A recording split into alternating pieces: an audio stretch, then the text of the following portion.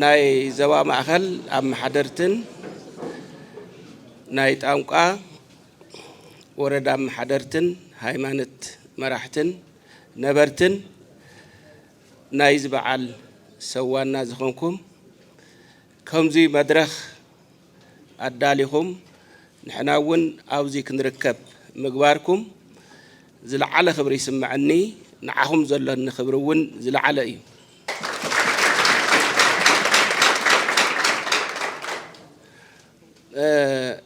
ኣብዚ ተተራኺብና ድሕሪ መሪር ዕጥቃዊ ቃልሲ ህዝቢ ትግራይን ተጋዳላይን ሕወሓት እንዳመርሖ እቲ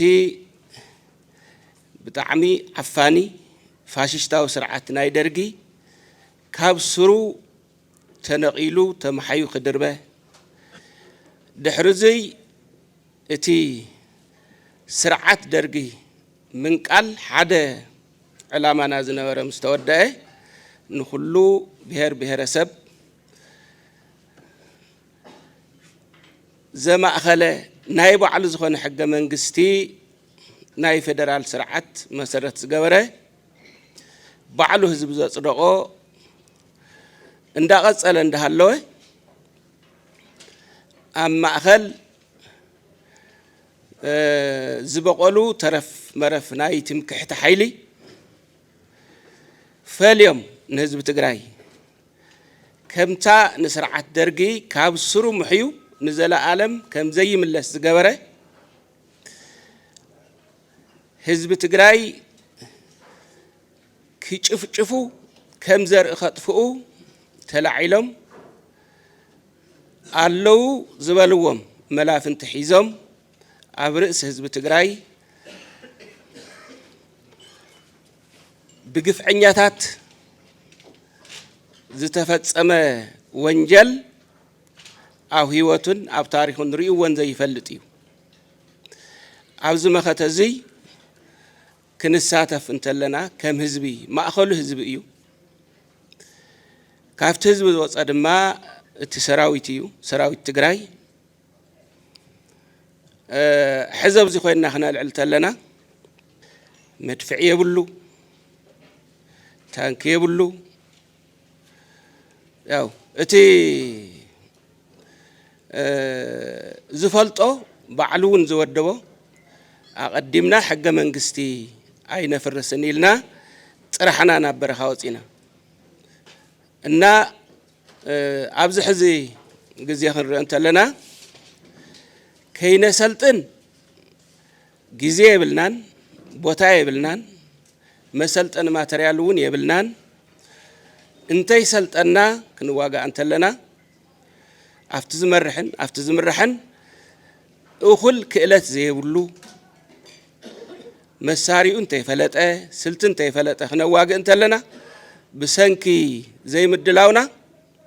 ዘኽፈለና ከቢድ መስዋዕቲ ዝርስዕ ኣይኮነን ነዚ ሕዚ ዘለና ንመድረኽ ክለዓል ተሎ መበገሲኦም እዚ እዩ ምክንያቱ ሎሚ ኸ እንታይ ክነመኽኒ ቅድሚ ሕዚ መንግስትና ኣይ ንብሎ ሓይሊ ስለ ዝውዕልና ክንገብር ኣይንኽእልን ሕዚ እንተደቂስና ግን ተጠየቕቲ ኢና ተሓተቲ ኢና ማለት እዩ እቲ ካልኣይ እቲ ህዝቢ ዝምልከት እዩ ህዝቢ ጣንቋ ምላሽ ክንመላለስ ከምቲ ከይንደግም ክንመላለስ ይሃልዎ ኣይሃልዎ ደቁ ገዲፉ ኣፍ ገዲፉ ምስ መማሓደርቱ ናይ ዞባ ናይ ወረዳ ምግቢ የጽንሐልና ክዳን የጽንሐልና ጫማ የጽንሐልና ኩሉ ዘይብልና ክርኢ እንተሎ ዘለዎ እንዳሃበ ኣብዚ ኣብፂሕና እዩ እዚ ናይ መኸተና ሕዚ ኩሉ ኣብ እንግዳዕ ናይቲ ህዝቢ ተሸኪምዎ እዩ ነይሩ ተጋዳላይ ምንም የብሉን እቲ ህዝቢ ግን ምንም ዘይብሉ ምዃኑ ፈሊጡ ክትዕወት ኢኹም እናበለ ክንዕወት ኢና ከም ዝበለ ስርዓት ኣይጸንሕን ክፈርስ እዩ ወራሪ እዩ እናበለ ዝነገረና ዝነበረ ነቲ ንፈልጦ እውን ክነገረና እንተሎ ዓሪና ሞራል ንገብር ኣፍታ ጸልማት ኮይና እውን ብርሃንና ተራእያትና ክንዕወት ምዃንና እናፈለጥና ኣብዚያ በፂሕና ኣለና ማለት እዩ ምስቲ ህዝቢ ካብኡ ህዝቢ ዝኸባቢ ጣንቋ ምላሽ ይኹን ዓብይ ዓዲ ተኸባቢ ተቃላሳይ ህዝቢ እዩ ካብ መጀመሪኡ ጀሚሩ ህወሓት ክምስረት ጀሚሩ ናብ ዓወት ዘብፅሕ ካብ ዘብፅሕ ህዝብታት ካብቶም ጀመርቲ ህዝቢ እዚ እቶም ጸላእቲ ኣብ ዋና ሓይሊ ኸም ዝራባረው ኣመን ኣብቲ ናይ ጸጥታ ሓይልና ሰራዊት ትግራይ ኣመን ኣብቲ ዋና ሕምብርቲ ናይ ቃልሲ ዝኾነ ህዝቢ እዮም ዝራባረው ዞም ሓሰውቲ ኣርምስሳን ህዝቢ ተንቤንን ጣንቋ ምላሽን እንታይ እናበልዎ ከም ዝነበሩ ትፈልጡ ኢኹም ኣብ ውጭ ኮይኖም ኣብ ውሽጢ ኮይኖም ኣብ ከባቢና ኮይኖም እቲ ጸለመ ሕዚ ክንሪኦ እንተለና ድማ እቲ ህዝቢ ጣንቋ ምላሽ ኣብ ዘሎ ሃይማኖት መራሕቲ ኣለዉ መማሓደርቲ ኣለዉ ነበርቲ ኣለዉ ኣርምስሳ ኣለዉ ኣብዚኣ ብሓደ ኮይኖም ከብዕልዋ እንተለዉ ሓሰውቲ ምዃኖም እኳ ዝፈልጦም እንተኾነ እቲ ከባቢ ሓሰውቲ ምዃኖም ገሊኦም ዘይፈልጡ ክፈልጥዎ ምእንቲ ከዳዓት ኩሉ ሻዕ ይጽልምቶም ይሕሱ ሓድሽ ኣይኮነን ክዳዓት ሓድሽ ኣይኮነን እታ ክንዕወተላ መዓልቲ እውን ዝኸድዑና ነይሮም እዮም ምክንያቱ ኩሉ ሻዕ ዝሓስቦ ብዛዕባ ዓወት ዘይኮነስ ብዛዕባ ነብሶም ብዛዕባ ኣበይ ተሸጒጥና እዩ ነብስና ነድሕን ኢሎም ስለ ዝሓስቡ ተስፋ ዝቆረፁ ብዛዕባ ህዝቢ ዘይሓስቡ መስዋዕት ክንከፍል ኢና ኢሎም ሓንቲ መዓልቲ እውን ሓሲቦም ዘይፈልጡ ስለ ዝኾነ እቶም ከዳዓት ምኽድዖም ስሩ ከይገርመና ሓድሽ ኣይኮነን እቲ ደጋጊሙ በብክፍለ ዘመኑ ዝለዓል ህዝቢ ትግራይ ናይ ምጥፋእ ከም ዘርኢ እቶም ጥንታውያን ጸላእትና እዮም ቀደም እውን ከምኡ ከም ዝነበረ ይነግሩና እዮም ኣብ ትሕቲ ቃልሲ እውን ከምኡ ከም ዝነበረ ንፈልጦ ኢና ኣብዚ ከም ዝበለ መድረኽ ኩሉ ሻዕ ህዝቢ ትግራይ እንዳሰዓረ ስለ ዝወፅእ ናይ ባዕሉ ታሪክ ስለ ዝኾነ ገሊኡ ህዝቢ እናሰዓረ ይወፅእን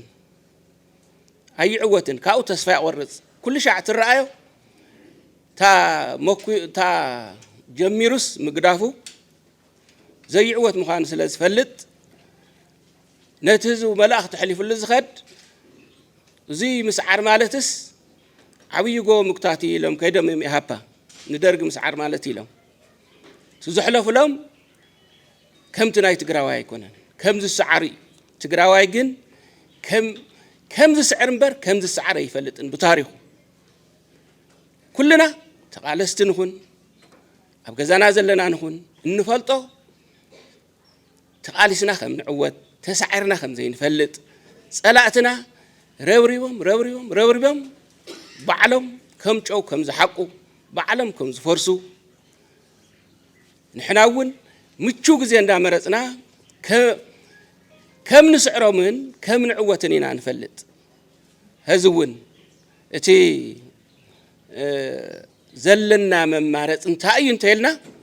ህዝብን ሰራዊትን ሓደ ምዃን ምምሕዳር ናይቲ ህዝቢ መርሓ እዩ እቲ ሰራዊት እውን መርሓ ኣለዎ ብሓደ እንዳተራኸብና ፀገምና እናፈታሕና ክንዕወት ኢና እቶም ጸላእትና እውን ዓቕሎም ፀቢብዎም ባዕሎም ምዃን ኣብይቦምስ በቶም ዝኸድዑ ባንዳታት ገይሮም ሆይ የብልዎም ኣለዉ ፈትዮም ኣይኮነን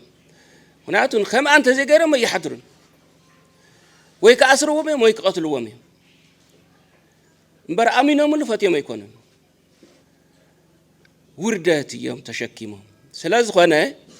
እቲ ናይሎም መዓንቲ ኣብዚ ንሕና እውን ተሓዊስና ምስቲ ህዝቢ ኮይኑ ከምዚ ተቀራሪቡ ክህሉ እንተሎ ናብ ኩለን ኣርምታት ንሕና እውን ናብ ኣርምና ካልኦት እውን ብሚድያ ዝረኣይ ከምዚ ምስ ህዝቢ እንተኮይንና እታ ዋና ጸላእትና ዝጸልእዋ እዚኣ ስለ ዝኾነት ህዝብን ውድብ ሕወሓትን ሰራዊትን ቲ ግዝያዊ ምሕዳርን ሓደ እንተኮይኑ መእተው ስለ ዘይብሎም ገና እንሃለወ ተስፋ ስለ ዝቆርፁ ክሳዕሪ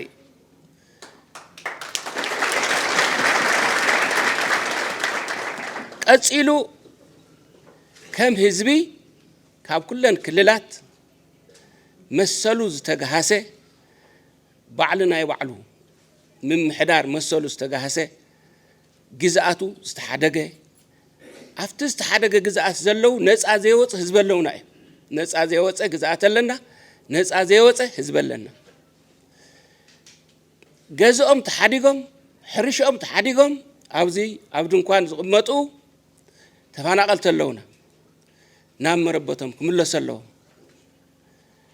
ግዛኣትና ናብ መረበቱ ክምለስ ኣለዎ ነፃ ዘይወፀ ህዝብና ነፃ ክወፅእ ኣለዎ እታ ስምምዕ ሰላም ብሕገ መንግስቲ መሰረት እዚኣ ንምምፃእ እያ ብሰላማዊ መንገዲ ንግበራ ቀደም እውን ውግእ ይንፈቱን ኣይንደልን ብሰላማዊ መንገዲ ንመልሳ ትቁረስ ግዛኣት የላን ኣብ ቴንዳ ዝነብር ዝተፈናቀለ ህዝቢ ክህልወና የብሉን ነፃ ዘይወፀ ህዝቢ ክህልወና የብሉን ነፃ ክነውፅእ ኢና ነፃ ክነውፅእ ድማ بسلامه መንገዲ ኢልና ንኸድ ኣለና ፈሪሑ እንተዘይኮይኑ ክምልሰልና ግዛኣትና ዝሓዘ እንተ ፈሪሑ ጥራሕ እዩ ዝምልሰልና እንተ ዘይፈሪሕማ እንተ ኮይኑ ክምልሰልና ይዕንድረልና ባ ከይዕንድረልና ፈሪሑ ምእንቲ ክምልሰልና ምስ ህዝብና ኮይና ታተፍርሑ ዝበልናያ ሳጣና ኸይርና ክንቅፅል ኢና እቲ ኣብዚ ሎማዓንቲ ከምዚ ተረኺብና ምዝታይና ደጊመ يمسجن تجري تعوت